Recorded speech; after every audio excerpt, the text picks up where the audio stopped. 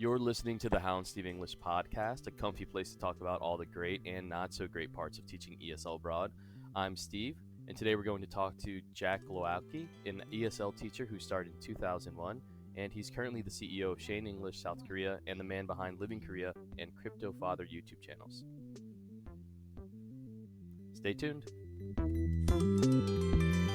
Okay, we're really excited to talk to Jack today, but before we do, we got to plug all the plugs in the world. So head to HalandSteveEnglish.com to get unlimited access to over 1,000 ESL resources. Check it out. It's cool. It's kind of cool, I guess. Anyway, it's fun. All right, Jack, thanks for coming on. So I've been really excited to talk to you for a while just because your YouTube channel is really awesome. I watch it and Hal watches it, and then I showed my wife recently you had a really cool series on your vacation, which is really important to me as an ESL teacher in South Korea. It's kind of hard to find the time to go abroad. Can you tell me a bit about that channel and what you've been doing kind of day to day? Yeah, sure. So the channel is the birth child of something that I've been planning on doing for a very long time. And it just so happened that the last year's surge in cryptocurrencies is basically what kind of prompted me to start it. So my initial channel name was Crypto Father, which is to this day confusing, and it created a trap for the channel on YouTube, because I can't really get away from it now because I've had the channel under the name for so long. But so my initial videos were around the topic of cryptocurrencies, which slowly over time I realized was not really something that I wanted to pursue, because I've been living in Korea, since 2005 really. My wife and I left for a couple of years right after we got married, and then we came back in 2010, and so I've been living in Korea ever since. And with time, looking back in my life here, I realized that I've done so much. There are so many things that I've done, so many adventures, and I kind of thought I wanted to start, recording that. And so I moved away from the cryptocurrency world, the very minuscule cryptocurrency world that I had going on the channel, and I started making videos about South Korea because I thought that would be a lot more fun, a lot more interesting, I figured, why not? I thought it would be a good thing to do, to show my family, because I don't really stay in touch with my family all that much, unfortunately. Life keeps me busy, and I thought this would be a good way of kind of sharing my life with my family in Canada and my friends, as well as maybe building something of a memory track for my children here. Yeah, I know I planned to talk to you about how you became an ESL teacher first, but I love that YouTube channel. And everything you just said is basically what I've talked to my wife about. I'm just like, look at these videos that Jack's making. My parents don't get to see our kids that often. Yeah. It's really important to me to kind of catch these memories, all these awesome moments that we have as a family. And I think maybe you've got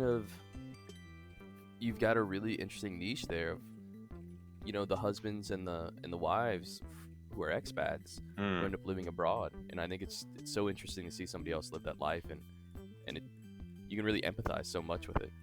Yeah, and it's not always an easy life. I don't know, Steve, is your wife Korean as well? Yeah, she's Korean. Okay. So we probably go through a lot of the same situations, life experiences on to some degree. And it's I don't know if it's the cultural barriers that people struggle with, or it's just the gender differences, but yeah, they're always fun. Yeah, exactly. Speaking politely now, Yeah. Our wives might be watching this, so yeah, I think it's really cool. So I guess to get back on track, I'd love to know, were you an ESL teacher at home, or did you always want to be an ESL teacher? How did you get involved in ESL teaching? So basically, I kind of stumbled into it in a similar way that you and Hal did, it seems. I've listened to your last podcast, and you guys talked about it a little bit, and it seems that we have a similar background in that.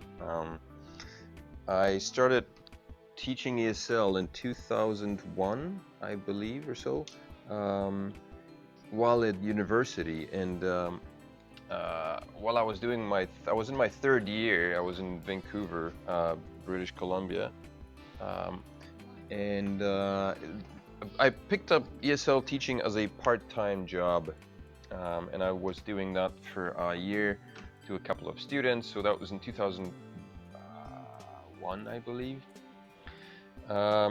Surprisingly, I was teaching Korean students. There was a lot of Korean parents, Korean kids, or parents with their kids coming to Vancouver, Canada, and so I was teaching that clientele. Wow. And then upon graduation, I started, well, the last year of my undergrad studies, I started looking at traveling to Japan, because that was the thing to do. A lot of people were talking about it, you know, was one way of paying off your student loans and a good way to travel. I was kind of looking at the traveling side as the hook for me to escape, you know, Canadian life, especially in winter in Winnipeg, because it's one of the coldest cities in Canada, I think.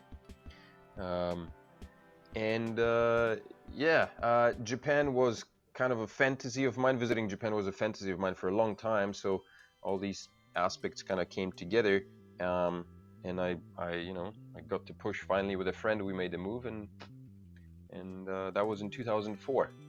So I did a year in Japan, in Tokyo.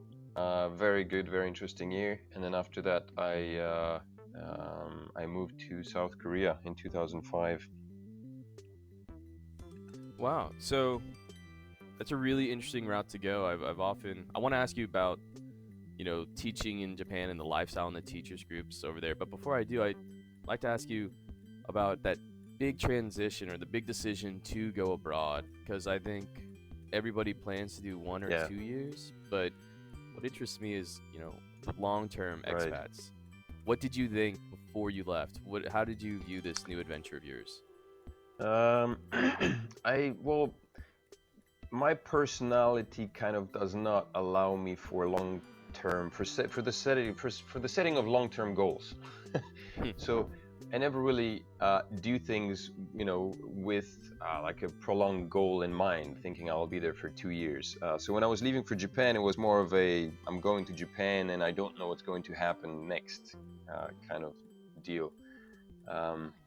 And like I said, I left with a friend. I went with a friend, and that basically was the push. Because I think if I was by myself, I would have taken it would have taken a little bit longer for me to leave Canada. But yeah, the goal was to go travel, visit Japan, and in order to do that, you need an income, and the best and the quickest way to find a job in Japan was to teach English, because graduating with a undergrad psychology degree. I think Hal has the exact same background, right? Yeah, he does. He does. Yeah, it's kind of hard to do with anything with that, unless you have an MA, at least in psychology. So, so I really didn't have any long-term goals in mind. I wanted to go to Japan. I guess I was planning on staying in Japan for a lot longer, but like I said, life kind of, takes me left and right, and I kind of go along with it. What was it like, the flight over there, and then maybe the first week or the first month of living Yeah. in a completely different country? Not even, going to a foreign country, going to a non-Western country. I think that's really shocking, or maybe very interesting for people. Yeah, it was. Actually, the first 24 hours I was kind of in a dream state. There was jet lag.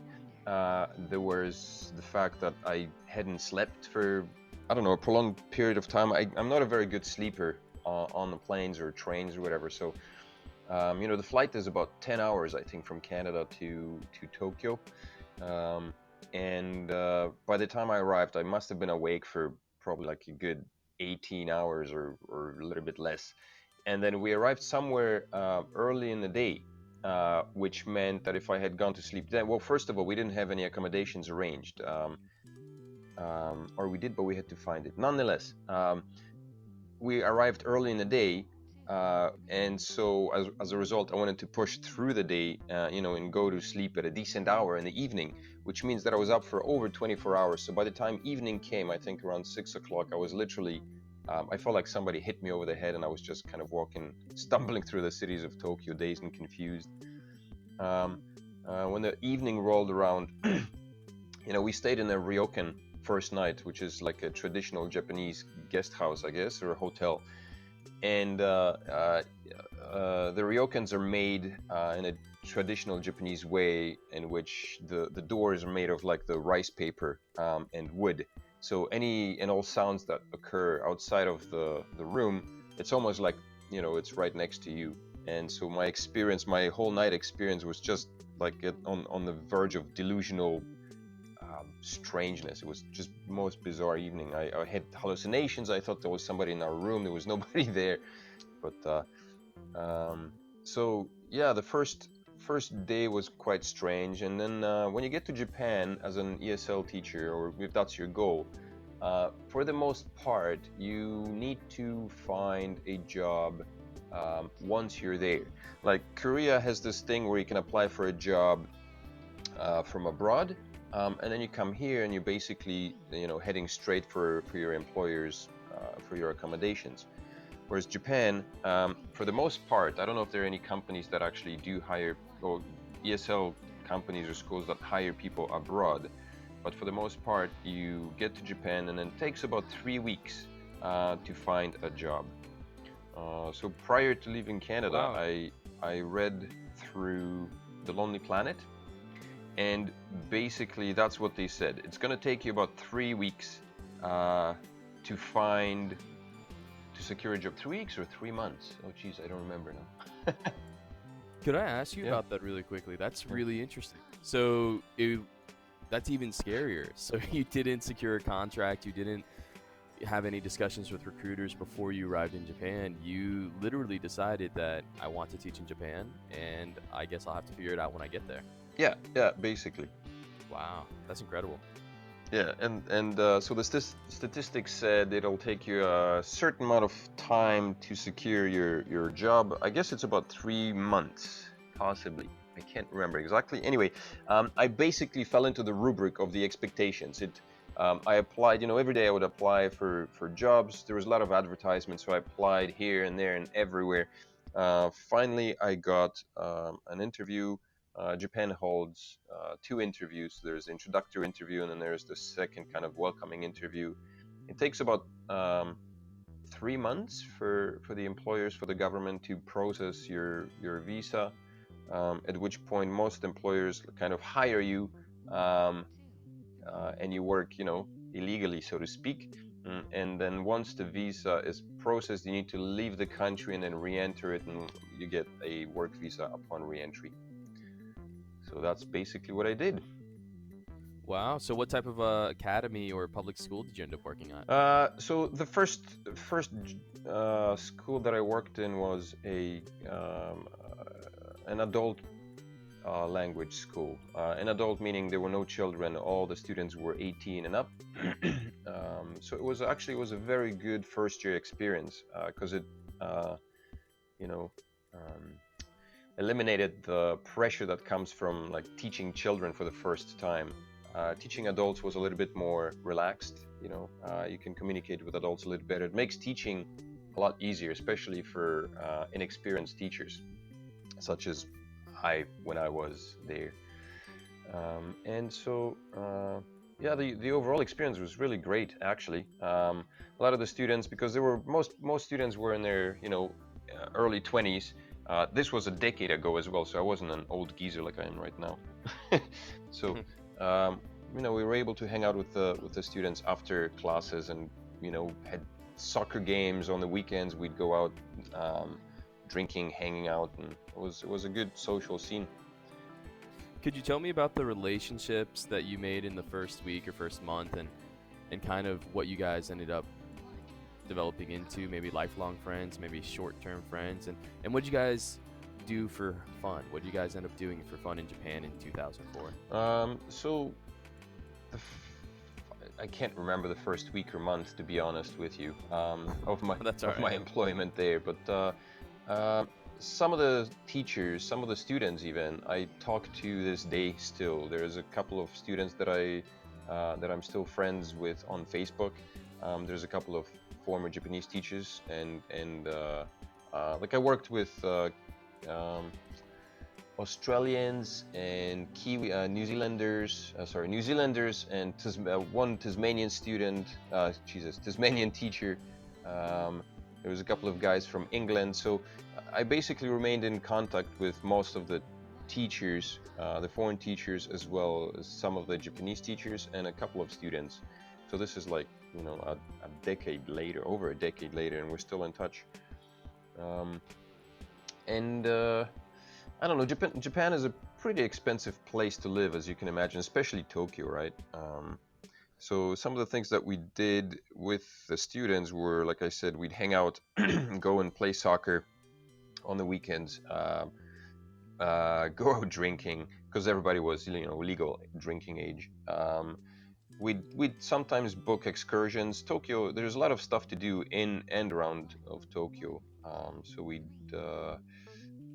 just go explore, hop on a train and you know, drive in one direction. It took 3 hours to get to a beach outside of Tokyo. Yeah, those are the things we used to do.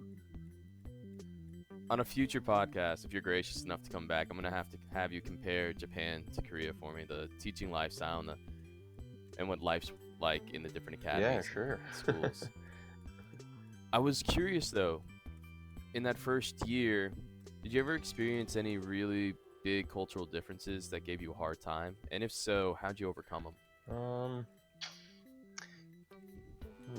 That's hard to say. Clearly there's, you know, Japan is very different. I guess the new thing was that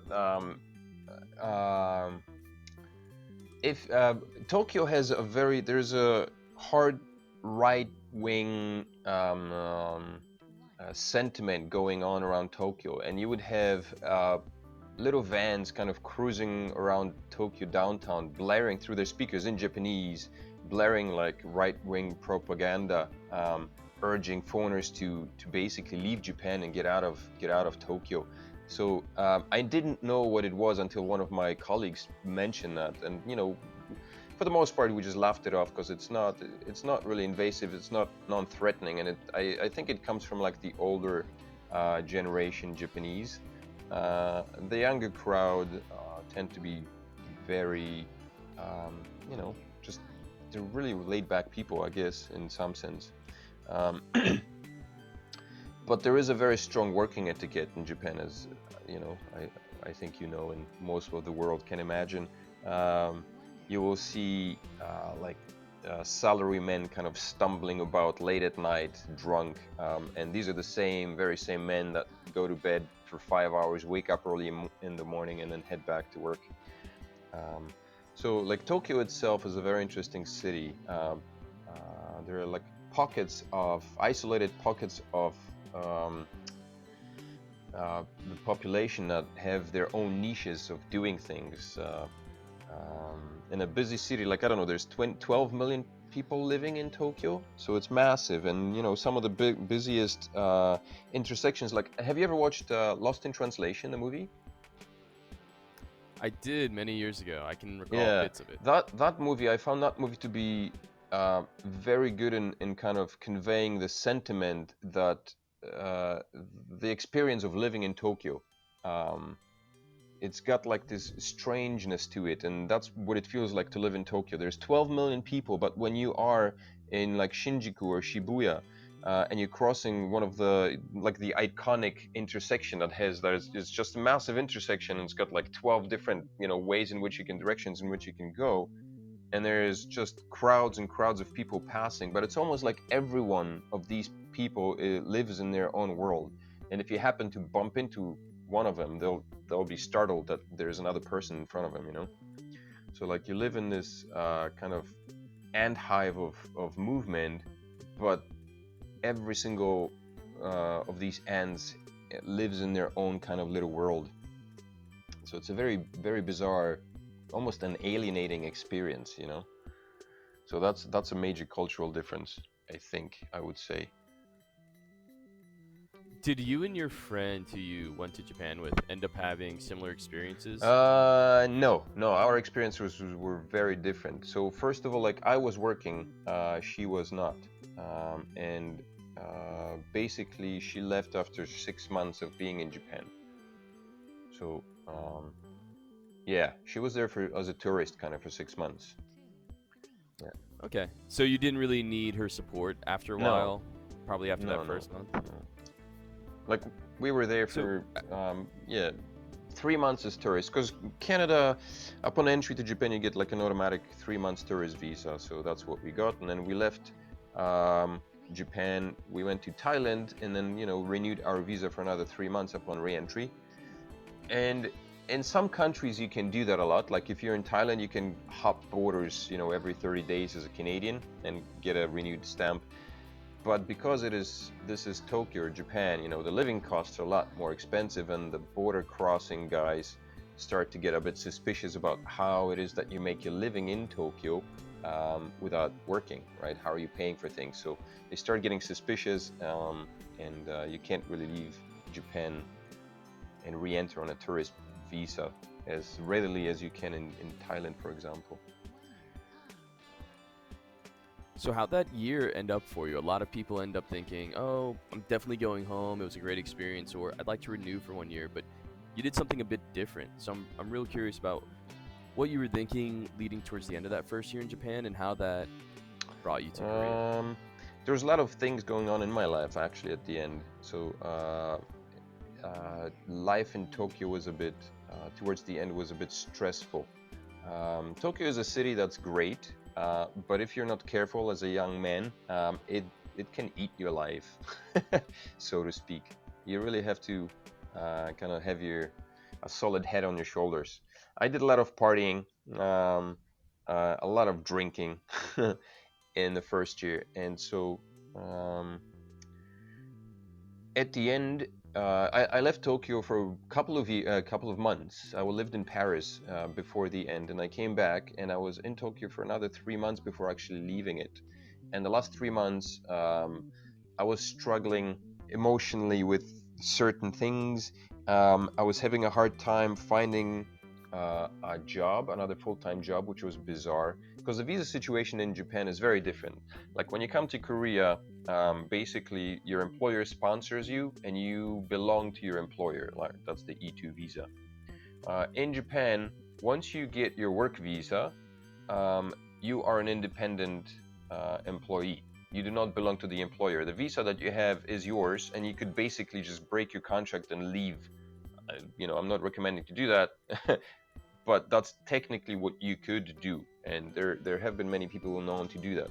But even so, with the work visa that is your own, it's still difficult to find another full-time job, surprisingly. So to top all of my personal things that I was going through, I was having a hard time finding a job. And one of my friends basically, I just needed a change of pace, and she suggested to come to Korea. Basically, she said, Jack, if you're having a hard time, which I was, she says, go to Korea. It's easy, income is decent, it's laid back living. Because in 2005, Korea was still, specifically Ulsan, was still developing, right? It was not the economic powerhouse that it is today. So it was still very, very much laid back, I guess, compared to what it is today. So that's what she said, come down here, check it out, and so I did. How did you transition from Japan to Korea? What was that transition like for you? It must have been a little bit different than going from Canada to Japan. Yeah, I guess it was. Like I had that year of living abroad under my belt in an Asian country, because yeah, Japan was my first trip to Asia. So uh, I don't know, to be honest with you. Like when I arrived in Korea, I was picked up at the airport by the recruiter who took me down to my employment place of employment, dropped me off. I never saw the man again, but basically I was put into the school and put into the work, and I had about a week's time during which I could kind of orientate myself with the neighborhood and the new surroundings and stuff. So Where were you working? Were you working in adult school again, or were you working in a children's academy? No, no, I was working in a children's Was that school. public school or Yeah. academy? Academy. Okay. It was an academy. So how'd that go Yeah. for you? Was it a Yeah. fairy tale or was it the nightmare? Um, it wasn't as horrible as some of the nightmares that I've heard of, but it wasn't definitely not a fairy tale. At the end of the contract, I basically got swindled out of a bunch of money. I was asked to do a favor in the form of staying an additional month because the school couldn't find a teacher, a replacement teacher, so I did them that favor. And I guess as a return, they figured they would not have to pay me the. I didn't receive my flight reimbursement, nor did I get the last month's pay, like the 13th month. Wow. Yeah, Does that yeah, make yeah. sense? Yeah. So I guess what happened was, because I did work 13 months rather than 12. Now, when I think about it retrospectively, I think the employer probably said, "Oh, we renewed a contract for another year, but the employee broke it a month after having been employed with us, and thus we do not need to pay them the 13th month." That's probably what happened. That sounds like a really familiar story. I guess for our listeners who haven't worked in Korea or don't really know the specifics of it, typically a 1-year contract is what you'll receive, and your bonus at the end is 1 month's pay and a ticket home usually, right? Yeah. So when right. they do love to fire you in the 11th month so that they don't pay you that last month's severance and don't give you that ticket back. So you really got to be wary about where you work. Just for our listeners that don't really know.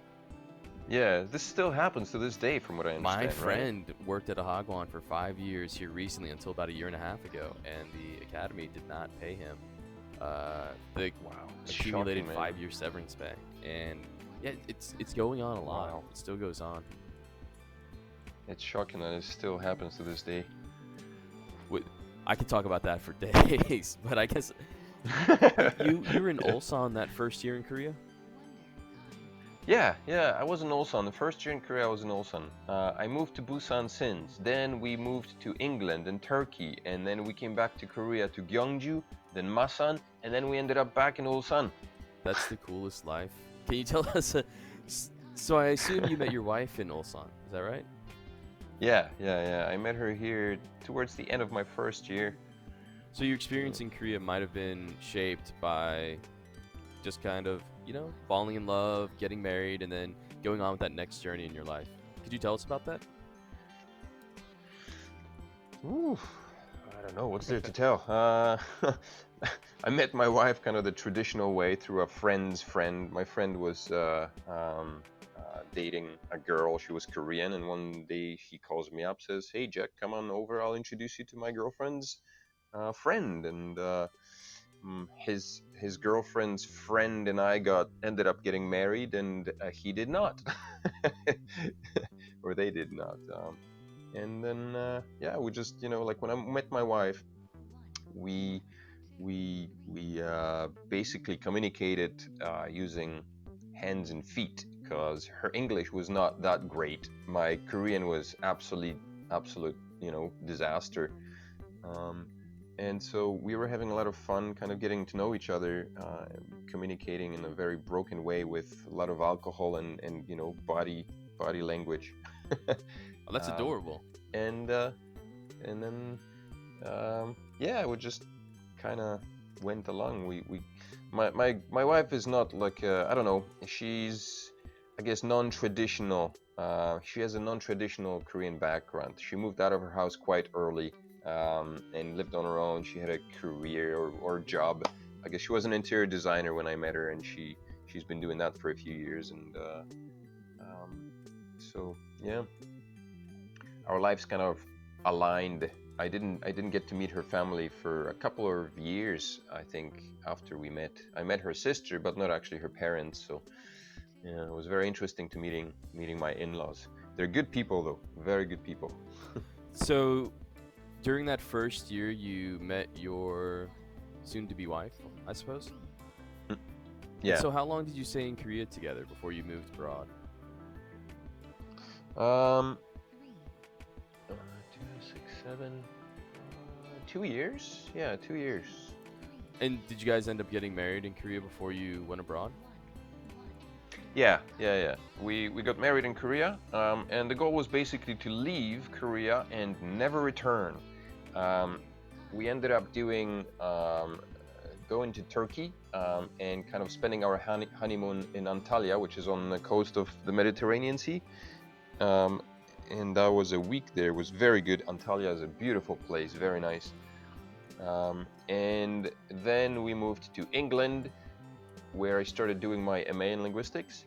And my wife got pregnant, and I have some family in England as well. But the jobs I was holding in England, I was working, because I needed a job. So I started looking for anything and everything, and I contacted a recruiter or like a employment company, and they would, find just odd jobs in factories moving stock or whatever, and it paid very, very minimum wage. But I also worked with a supply teaching company, um, and that was a lot better. Payment was a lot better, but it was kind of on and off, and they would just call me if particular school needed a substitute teacher for the day. So the jobs that I was doing were very unstable. And with a baby in tow, I thought maybe it would be better. We kind of thought about moving back to Korea because it just makes sense, when a family is on the way, when it's just you and your wife, or just two people, two adults living abroad, it's very easy to pack up your bags if something's uncomfortable and just move. But as soon as there's little ones, in the mix, things start to the dynamic, family dynamic starts to change, and you start to think differently. And we basically decided that um, moving back to Korea would give us a lot more economic stability. That was probably the first thing. Then, we'd have a larger circle of family that would kind of support us. And also, we compared the health care system that's in place in England with that in Korea, and we decided that the Korean one is a lot better, a lot more accessible. And so we moved back. That is a huge part of what I consider whenever I think about moving back to the United States. That Yeah, healthcare system healthcare. is so broke. My dad's a doctor, and it's still, I'll have to tell him it's broken. This is horrible. I'm afraid to go there Yeah, for vacation, just in case I get sick. yeah, right. So, did you move back in 2007? No, we moved back in Okay. 2010. And I think we mentioned in the intro that you guys you're the CEO of Shane English in South Korea. At that point, is that when you began the Shane English franchises? No, when I came back in 2010, I began my university teaching career. I taught at Masan Gyeongnam-대학교, Gyeongnam University for a year in Masan. Then I moved to then I moved to UNIST, which is the Ulsan National Institute of Science and Technology, and I was here for a couple of years. And then I worked for about 3 years in Gyeongju University. And the air in Korea was getting so bad. I was getting really, really fed up with what was happening, and having a young one, little girl, we were really kind of struggling with what it is that we wanted. We were thinking about moving back to Canada, but like I said, the economics and the ease of living in Korea. Korea is a very comfortable country to live in, in many ways. So moving back home kind of creates a new set of challenges that you gotta face, and we're really struggling with that. And so I said that we have a choice of either leaving everything here and going to Canada and having to start from the beginning, or we stay here. But I thought I was getting tired of working for the men. And as comfortable as university teaching is, once you have a family, the paycheck just doesn't cover it. The university paycheck itself doesn't cover it. Yes, it affords you 4 months vacation a year, but teaching at if you're not teaching at one of the Sky universities, and if you don't have a PhD, I only had an MA, so the salary is it's average, Yeah. right? Um, So I was doing a lot of other teaching jobs, and I was out all day long. I was here, there, university, back there, and it was just keeping me very busy. And I thought, you know what, if I'm doing this, let's not do that, and let's just try our wet our feet at running a school, running a business. Um, Quite honestly, my wife was she was not as much in favor of it as I was, but she was willing to go along with it. And she keeps throwing it in my face because it's a lot of work.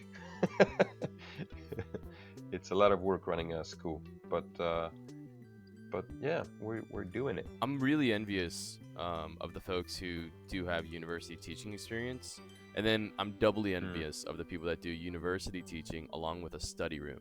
So a study room, for the listeners who Yeah. don't know, is basically you teach kids out of your apartment, and some folks are able to make as much money or more than an academy.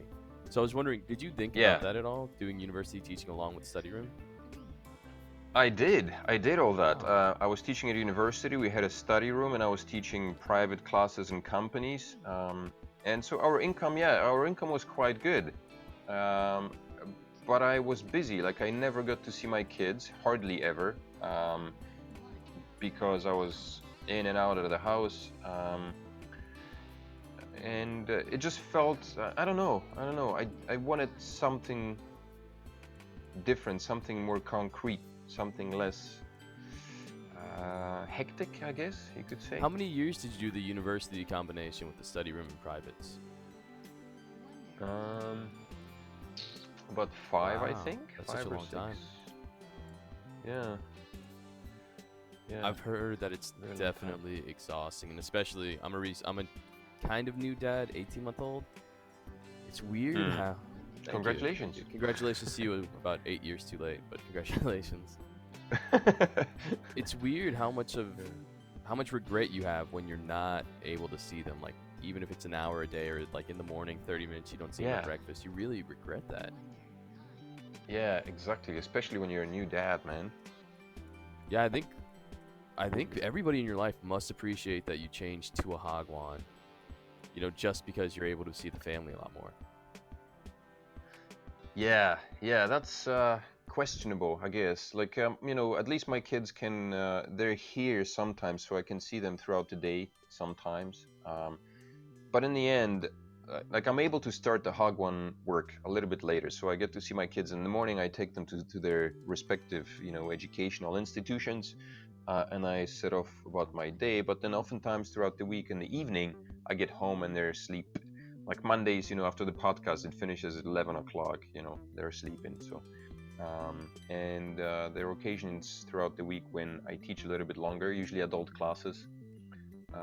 And so I get home and they're either on the way to sleep or already sleeping. So, yeah. Well, you're killing it. Again, to mention your YouTube channel, I see that and I'm like, I gotta come home and put my shoes on after work and go outside with my daughter because we need to go take advantage of time while we have it. Absolutely, man. Absolutely. Like I didn't start the YouTube channel until this year. So prior to that, I had a lot more time with my children. And the YouTube channel does not really, like right now, the way my time schedule is, it doesn't really interfere with my time with my kids.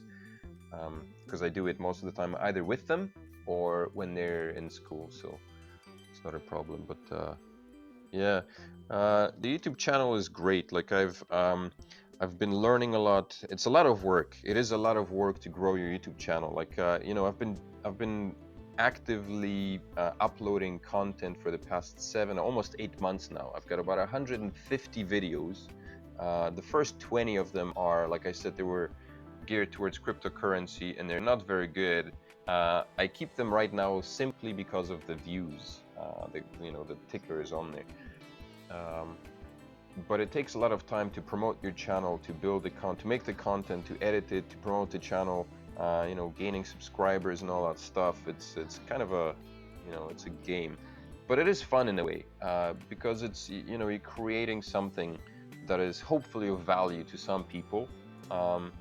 And with time, if you're passionate enough, if you're persistent enough, I guess, you might be able to build something that is, I don't know, that might allow you to do it more on a full-time basis. you know, and support your economic needs as well, if you're lucky enough. But the process itself, it's a lot of fun. Like, I'm learning a lot of things. You know, I've learned a lot of editing skills, um, some, I don't know, podcasting. Like, I was never able to sit down and just chat away for an hour nonstop. So that's another skill that you're learning, I guess. You know, is you're running a podcast, you know what it's like, right? You're trying to keep people entertained for 30 minutes to an hour, and it's not always easy to come up with stuff to say. That's why we got you on, because it is difficult to do. So we'll bring on more interesting people. Yeah. Yeah, I'm So- really struck. I definitely remember there was a guy. I was never really into the YouTube platform. I never really liked watching YouTube videos. And, you know, in my past, actually, before we began Hal and Steve English or owning Hagwons, I had a big geek blog. It was right before the Mhm. Marvel movies took off in about 2012 and 2011.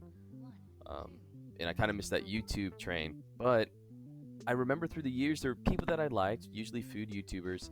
And there was some guy, I can't remember, but he did YouTube videos in China. And he had like kind of like Mhm. a similar tale, I think, to you and a lot of people, maybe even to me Mm. with Hal and Steve English. We come abroad, we end up teaching ESL, and you invest in your passions. Sometimes you pick up a hobby like YouTube.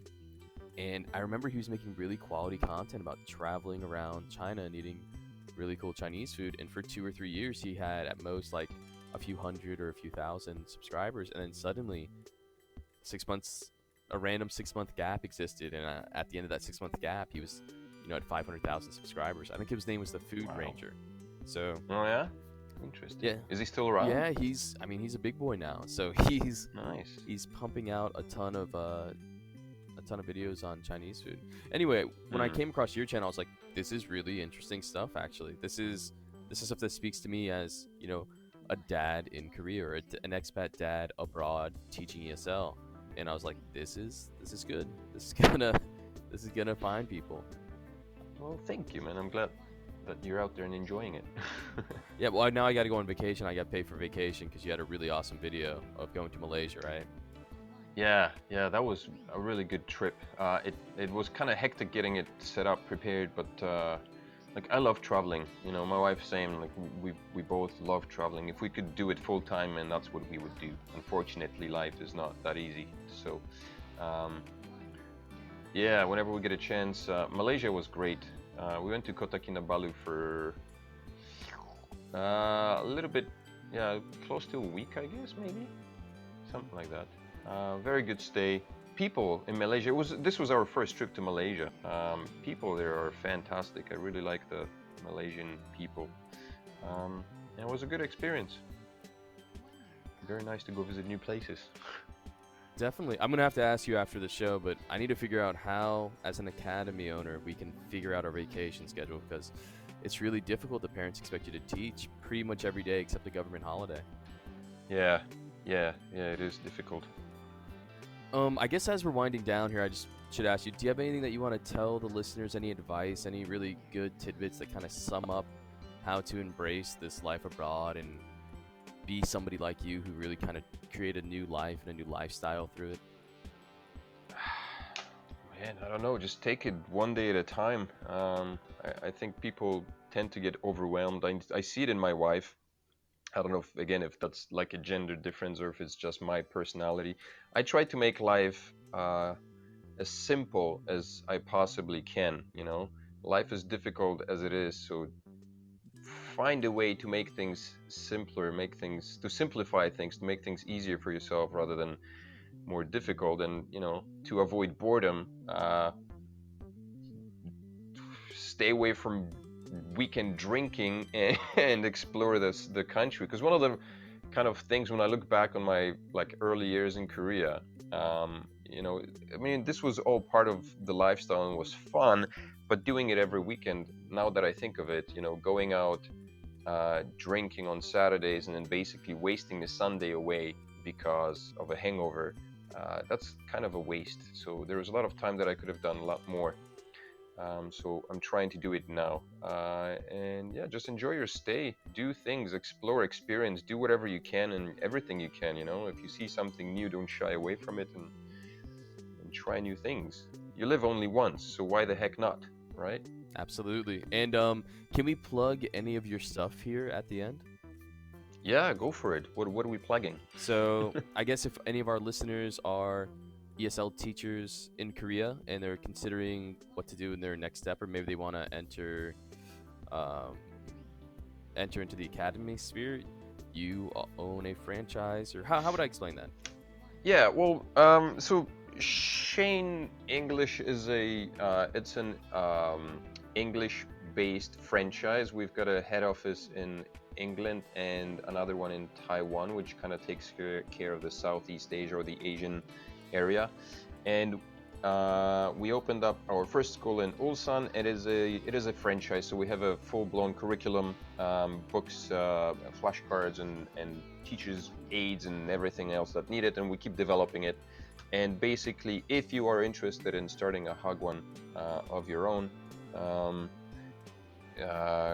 you can contact me, and we can talk about stuff, and we'll help you with, with the steps of setting up your own business in Korea with a ready-to-go curriculum. Yeah, and for our listeners here, I'll add all the contact information below. And opening up an academy in South Korea is kind of difficult, so it's always great Yeah. to have a resource and a service there. And I guess your YouTube channel too. Yeah, the YouTube, if you're interested in what's happening in South Korea, see some of the Expat life, as well as listen to the Monday podcast, which is on Hagwon and ESL teaching. And I try to bring in guests as many guests as possible, kind of people who live and work in South Korea. Actually, I'm going to be sitting down with Wayne Finley, I think, in a couple of weeks again, and we're going to be talking about AI and how that's going to possibly affect the ESL industry. So that should be interesting.